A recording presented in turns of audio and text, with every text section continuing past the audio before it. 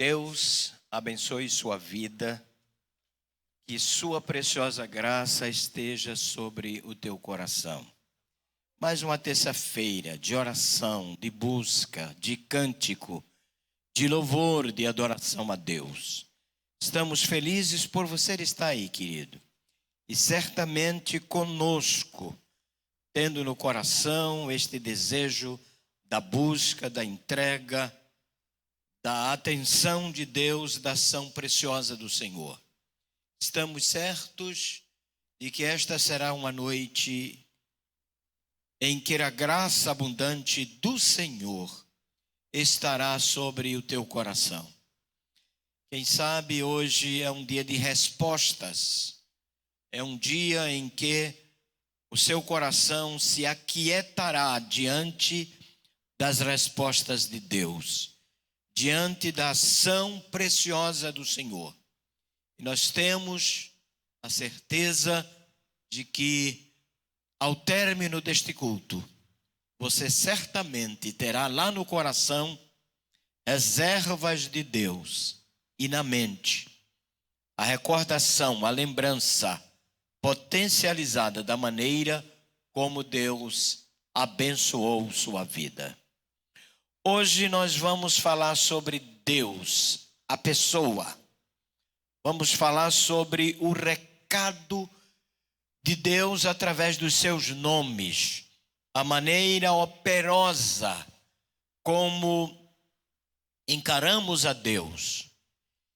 E em cada resposta, em cada atitude, em cada ação de Deus para com as nossas vidas. Eu quero louvar ao Senhor por você estar aí. E se você tem um lápis e um papelzinho, aí pode nos acompanhar, anotando aquilo que nós vamos dizer acerca de Deus. São nomes em que nós temos escolhido nesta noite para falar a você a maneira como Deus age. Reverendo André, a palavra de Deus diz que Moisés viveu uma das mais gloriosas experiências de comunhão e de decisão diante do Senhor. A saída do povo do Egito foi a manifestação da glória de Deus de uma forma ímpar. O caminhar nas primeiras provas era como se as cortinas da glória dos céus estivessem sendo colocadas na visão, na mira de um homem em que debaixo das promessas do Senhor viveria. Quando nós vamos a um teatro, por exemplo, as cortinas se abrem e do outro lado apresentam-se então as mais perfeitas páginas que nos impressionam em termos de poesias, em termos de dramatização. Às vezes é até uma grande orquestra em que as cortinas se abrem e com toda maestria a gente pode ouvir as canções eruditas em que foram compiladas e foram postas lá à disposição do regente para fazer com que os nossos ouvidos fiquem encantados com a exibição. Moisés passa então a viver a experiência da aproximação. Se lá no deserto ele viu a sarça ardente sem se consumir e ouviu a voz do Senhor a lhe convidar, a lhe intimidar, a lhe intimar, para uma missão sagrada, agora ele tem, todas as vezes que foi falar com Faraó, a voz preciosa de Deus lhe direcionando, dizendo qual seria o próximo passo que ele tomaria diante do grande desafio de fazer com que Faraó pudesse então deixar o povo de Israel sair do Egito em rumo à terra de Canaã. O tempo passou e este homem passou a viver as mais sagradas experiências com o Senhor. Na sua liderança, quase fechados 40 anos, sempre ouvindo a voz de Deus. Em determinados momentos, em ocasiões que eram de fato específicas, Deus estava com Moisés. E a gente pode entender que a manifestação de Deus é aquilo que fortalece, é aquela que nos dá coragem, é aquela que simplifica a nossa maneira de pensar, e assim como disse Dantes, as cortinas são abertas para que a gente veja a sua majestade e a maneira poderosa como Ele, este Deus precioso, age. Quero lhes falar, meus queridos irmãos, sobre alguns nomes de Deus. Esta interpelação estava lá com o nosso querido Abraão e também com o nosso querido Moisés. E dentro desses detalhes, eu gostaria, sendo hoje a nossa reunião de oração nos lares, do encontro da dedicação, do colocar para fora o desejo de viver uma experiência marcante, preciosa, é assim que nós vamos nos deparar com a maneira como Deus age em cada passo das nossas vidas. Primeiro, Deus Elohim, o Criador, aquele que de fato colocou todas as coisas neste universo extraordinário, em fazendo com que o infinito fosse exatamente obra de suas mãos. É impossível descrever a obra da criação, cada detalhe, cada ser, cada momento, todas as coisas no seu devido lugar, todos os seres funcionando à sua razão, à sua maneira. Imagine cada ser humano, ou cada ser sem ser humano, sendo criado dentro da sua espécie e vivendo para esta espécie, cada uma no seu grupo, cada uma assim especificamente, tendo de fato, mesmo na sua geração, elementos de complexidade, cada um dentro exatamente da sua especificação. Mas, queridos, nós ainda temos o nome do Deus que é Yahvé. Diz ele, eu sou o que sou. O que é que Deus está dizendo? Se alguém perguntar quem é Deus, ele é Deus segundo a operação do seu santo poder em ocasiões completamente diferentes e em casos também diferentes. Os judeus sempre davam um nome ou sugeriam um nome para Deus dependendo do caso e da ocasião. E é por isto que eles então atribuem este nome Yahvé quando Deus disse eu sou o que sou. Ele estava dizendo não há absolutamente nenhuma comparação entre qualquer ser criado, chamado poderoso, colocado diante dos homens como sendo entidade, nenhum pode se comparar a mim. Era isto que Deus estava dizendo ao seu servo. Quando você, na verdade, tiver qualquer dúvida acerca da razão da divindade, então lembre-se que Deus é o único que é. Os deuses são transitórios. Os deuses são marcados circunstancialmente. Os deuses são obras da mente e da mão humana. Mas o Deus que está nos céus, o Deus da glória, Ele é o único que pode dizer: eu sou o que sou. Isto quer dizer que Ele não é dependente, que Ele não é criatura, que Ele não existe por causa do homem, mas Ele é exatamente este Deus que está acima de todas as coisas. Quando disse a princípio, é o Deus que criou tudo, este universo, tornando na realidade o infinito peça desta obra, e muito mais. Ele é o Deus que criou a eternidade. E o irmão imagine, a irmã imagine, o Deus que criou a eternidade é o Deus da história desde o princípio.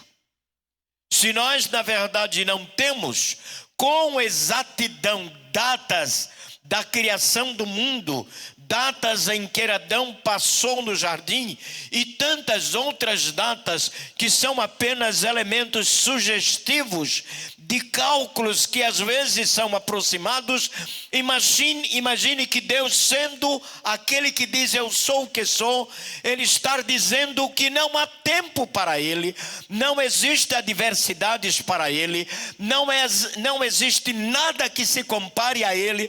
Por isso, meu amado irmão, hoje, neste dia de oração, aí na tua casa, lembre-se tão somente, você está diante do Deus que realiza, do Deus que não se compara, do Deus que não tem absolutamente nada em que possa de fato querer se comparar a Ele, porque Ele é o único. Mas Ele ainda é o Deus Adonai. O que quer dizer isto? Ele é o Deus Santo, isto é, o Deus que é Senhor. Quando nós olhamos para deuses carregados pelos homens, logo eles não são senhores. Eles são peças criadas pelo homem. Andam pelos lugares que os homens andam carregando-os. Quando nós olhamos para Deus que é o Senhor, Ele está dizendo que Ele é quem tem o comando. Ele não recebe ordens. Ele não é absolutamente obra de qualquer intenção humana. É Ele quem dá as ordens. Você está enfermo? É Ele quem dá as ordens a esta enfermidade. Estar desempregado? É Ele quem faz a provisão para a tua casa. Estar vivendo problemas de relacionamentos?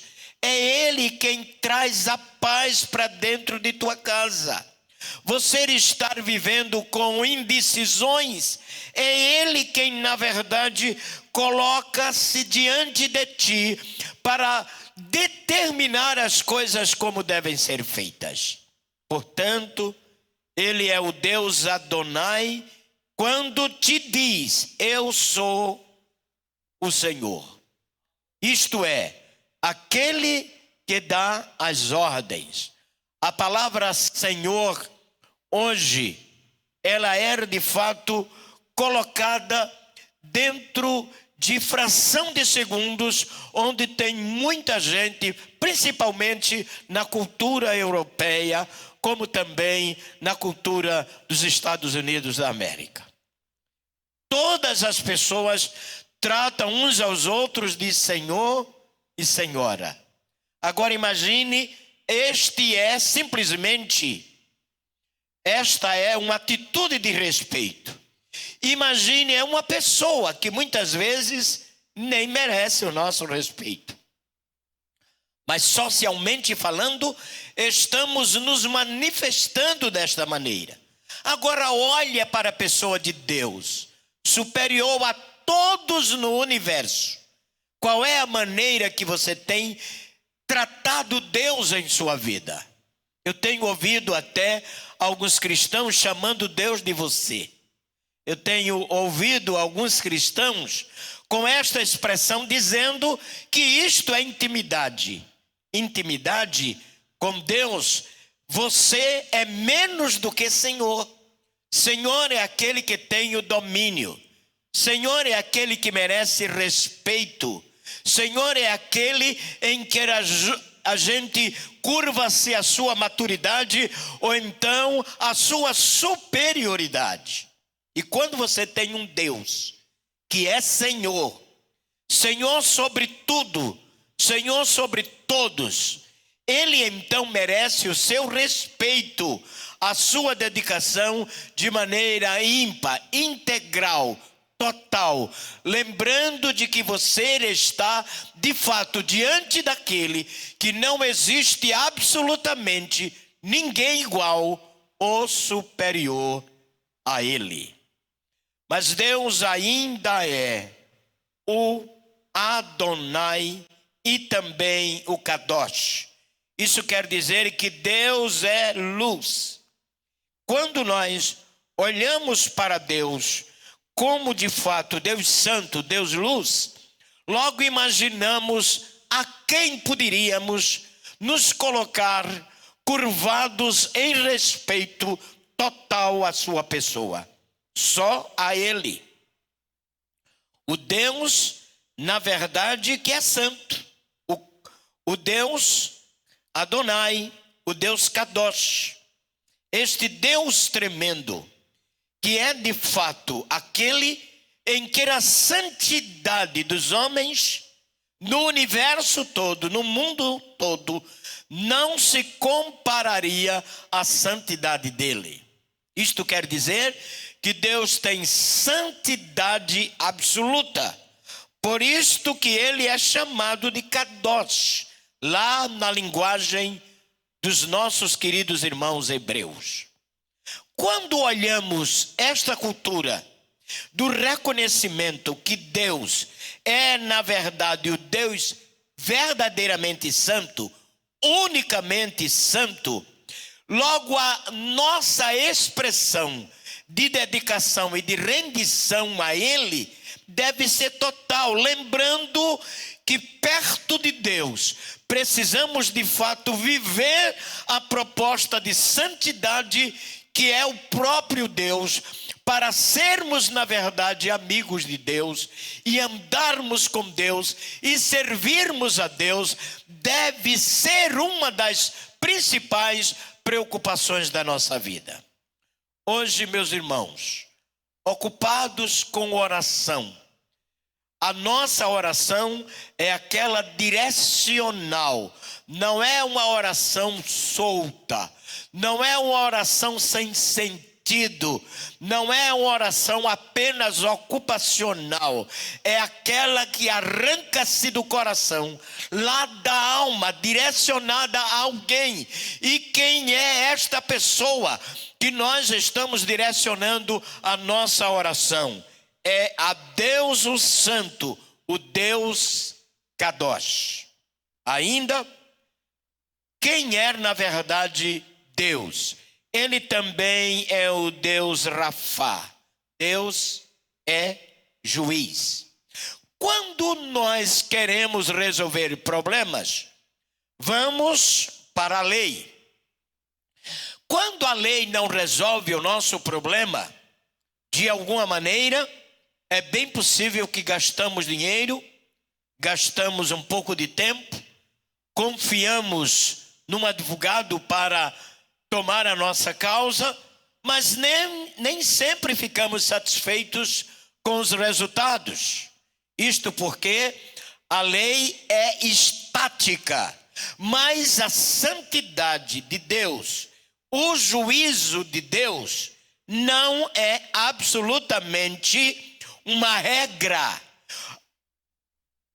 A santidade e o juízo de Deus são elementos que saem do seu caráter para encontrar o indivíduo carente que na realidade precisa de alguma coisa providencial para julgar a sua causa. E quem faz isto corretamente? Só Deus. Não existe absolutamente no mundo nenhuma lei que seja totalmente correta e a favor daquele que precisa justiça. Sabe por quê? Porque muitas vezes a nossa justiça é exatamente injusta. A nossa justiça é um desejo apenas de que sejamos servidos dentro daquilo que estamos esperando. Em Deus, essa justiça é diferente. Ela é realmente justa e não haverá desvio, nem tampouco contemplação entre ricos e pobres, entre aqueles que estão lá em cima do topo da vida. Deus não faz acepção de pessoas. E se você pode confiar nele, então chame, segundo a linguagem dos nossos queridos irmãos judeus, Deus Shafá, que quer dizer que Deus é, na verdade, o nosso juiz. Mas ainda, Elute, que é um dos nomes que nós muitas vezes olhamos para o povo de Israel no início de suas guerras preocupantes. E isto acontece também conosco. As nossas lutas são elementos preocupantes. Aquelas muitas vezes que nos abatem. Aquelas que muitas vezes nos deixam para baixo. E é assim que quando olhamos que Deus é a nossa força, que Deus na verdade é aquele que nos defende, que nos levanta, que nos fortalece, então precisamos ter ânimo. Irmão querido, irmã querida, tenha ânimo, porque Deus é na verdade a tua força. Deus é quem te fortalece. Deus é quem, na verdade, te blinda contra os ataques do inimigo. E quando estas coisas acontecem, quem te defende é Deus. Quem é que te fortalece é Deus. Quem é que te levanta é Deus. Portanto, ora, busca ao Senhor e lembra-te que Ele, na verdade, é a tua força, é a nossa força. Mas existe um outro nome em Deus, que na realidade traz para o nosso coração um ânimo extraordinário, que é o Deus Palat. O que é isto? É exatamente que Deus é libertador. Quantas prisões acontecem no nosso coração? Quantas prisões, até intelectuais, geram dentro de nós cadeias terríveis, cadeados que nunca se abrem, prisões que nos apertam a todos os instantes e nos isolam. Confie no Deus que é libertador, aquele que a tua mente muitas vezes está vagueante, mas ele chega lá e consegue te convencer em tomar uma nova atitude. Por que então tantos nomes acerca da mesma pessoa? Repito, os judeus tinham o costume de atribuírem o nome a Deus dependendo da circunstância, dependendo da ocasião. Nós brasileiros, Deus é Deus. Nós brasileiros, Jesus é Jesus. Mas para o povo judeu, Deus é Deus de verdade. Ele não deixa de ser Deus em nenhuma ocasião. Mas cada ocasião eles atribuem um nome específico, crendo na realidade que aquele nome específico atribuído à pessoa de Deus ajuda-os a entender a maneira como Deus age. Em penúltimo lugar, nós vamos agora encontrar esta palavra que é destinada, na realidade, segundo o dito profético, a pessoa real e poderosa do Senhor Jesus Cristo, que é Emanuel. Deus Emanuel. Isto quer dizer, Deus conosco. Esta palavra, ela é atribuída mais direcionalmente à pessoa bendita de Jesus. Porque um menino se nos nasceu, um filho se nos deu, o seu nome será maravilhoso Conselheiro, Deus forte, Pai da eternidade e Príncipe da paz. Notem, meus irmãos, que aí está uma expressão singularizada, Deus forte. Isto quer dizer que a exaltação ao poder e a manifestação da ação gloriosa de Deus está contida no texto, quando diz que Emanuel também está atribuída a Jesus como Deus forte e Pai da eternidade. Mas nós, meus queridos irmãos, ainda temos uma outra expressão. Esta é atribuída em determinados momentos ao Espírito Santo, Abba, Pai.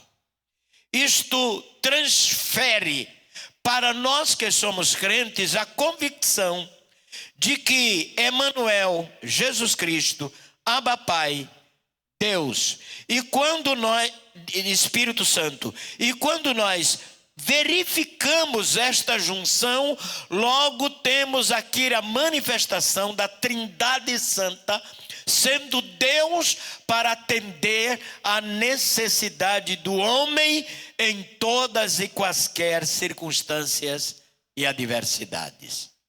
Você aprendeu quem é Deus para você? Você simplesmente vive a cultura de Deus como um ser que está lá no céu e pronto, isto é, e mais nada. Um Deus que muitas vezes, na cabeça de alguns, é um senhor de idade avançada, sentado num trono, resolvendo problemas e abençoando. Primeiro, Deus é Pai da eternidade. Ele não tem idade. Segundo, o trono dele é universal. E às vezes nós queremos simplesmente dizer que Deus está estático num lugar. A Bíblia garante que Deus é onipresente. E quando nós falamos deste Deus tremendo, maravilhoso, logo podemos entender cada caso. Por exemplo, Deus Elohim, aquele que nós cremos que ele é o Criador. Deus Yahvé, aquele que nós cremos que ele é o Senhor sobre todas as coisas. Deus Adonai, aquele que na verdade não se compara a nenhum outro Deus. Ele é o Senhor, assim como respondeu ao nosso querido servo Abraão, e a mesma palavra ele também transfere a Moisés quando de fato quer viver uma experiência de maior intimidade. Mas ali ainda, ele era o Deus Kadosh, o Deus Santo, em que todo crente precisa lembrar que nunca sai de sua presença e tem diante de si um santo imutável, um santo que não sobe de santidade nem desce. A santidade de Deus é absoluta. E como sendo onipresente, nós precisamos entender que este santo está bem pertinho de nós, toda hora, e vendo muitas vezes os atos em que são feitos ou cometidos por nós, que interferem e de alguma forma afrontam a sua santidade. Queridos, precisamos colocar Deus como prioridade. Precisamos colocar Deus nas nossas vidas como este Deus real, em que interfere em todas as esferas da nossa vida. Portanto, eu disse que Deus também é o nosso juiz, que era o Deus Shafat. Eu disse também que Deus é o Deus Elute, que era a nossa força, aquele que nos defende, o Deus que é intransponível, o Deus que não se deixa absolutamente ser quebrado, minado. Ele é a resistência máxima de todas as coisas que porventura estariam enfrentando ou desafiando o seu poder. Você deve lembrar que um dia a terça parte dos anjos que estava nos céus caiu. Por causa de quê? Exatamente por enfrentar este Deus tremendo, que era de fato Deus Shafat, que era exatamente o Deus Elute, ou Ialut, que era também o Deus Palate, o libertador, que é o Emanuel, o Deus conosco, que era o Deus Abba Pai, aquele que de fato está nas nossas orações, no nosso clamor, na nossa vida de piedade, na nossa confissão, na nossa humilhação, na nossa entrega total. Ele é este Deus singular, em que transpassa todos os limites da mente humana, para fazer com que entendamos a realidade da sua atuação. Termino dizendo aos meus queridos irmãos: invoquem o Deus El Elyon, que era o quê? O Deus Altíssimo. Acima dele não existe absolutamente nenhum outro. Por que Altíssimo? Porque todas as coisas além da compreensão humana e dos atos humanos dependem exclusivamente dele. Portanto, ele é o Altíssimo. O alcance dos homens pela mente. É impossível chegar a entender a maneira como ele age. E por que Altíssimo? É só por causa da obra da criação? Não, também.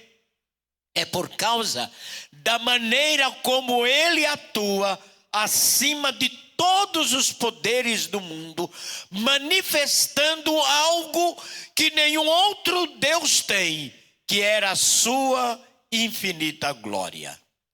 Que Deus lhe abençoe neste dia, que a graça profunda do Senhor Jesus, o nosso Deus, este que nós entregamos a nossa vida para Ele, que esta graça possa inundar o nosso ser e que nós aprendamos que temos um Deus insuperável, glórias sejam dadas ao seu santo nome. Deus nos abençoe. Reverendo